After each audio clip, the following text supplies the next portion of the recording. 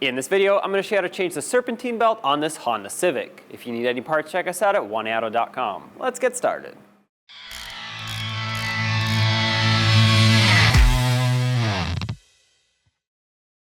Looking on the passenger side of your engine, you'll see the Serpentine belt with the tensioner. This right here is where you can stick a Serpentine belt tool. Now I'm going to take a 19mm socket, put it on the Serpentine belt tensioner cutout. There we go. You want to make sure that however you put it on, you have space to go counterclockwise as you're looking at the engine from the side.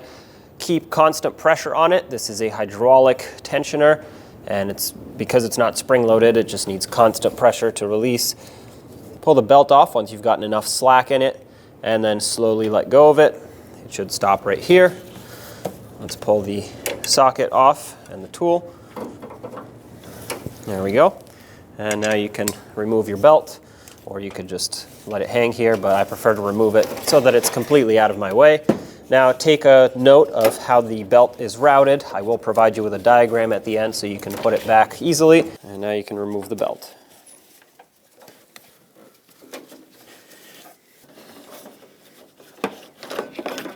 There it is.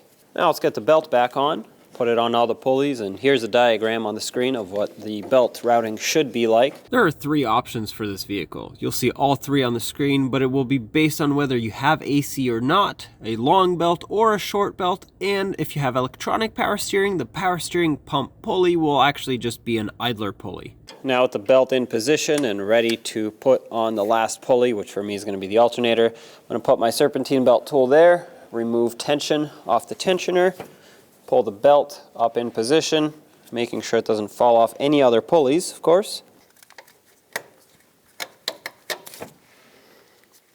All right, take your tool out. Now you're going to want to inspect your belt, making sure it's centered on all of the pulleys. I see that it is not completely centered on the AC compressor, and that is of course an issue. It is perfect on the harmonic balancer and the power steering pump, so I'm going to put some pressure back on it. Try to center this up, because if it's off just one rib, that's not going to go well. It's going to skip and could even cut itself as the vehicle starts running. There we go. Fix that. I hope this video was helpful, and if you have anything to say, leave it in the comment section below. Don't forget to subscribe and ring that bell so you can stay up to date with all of our latest content. Thanks for watching.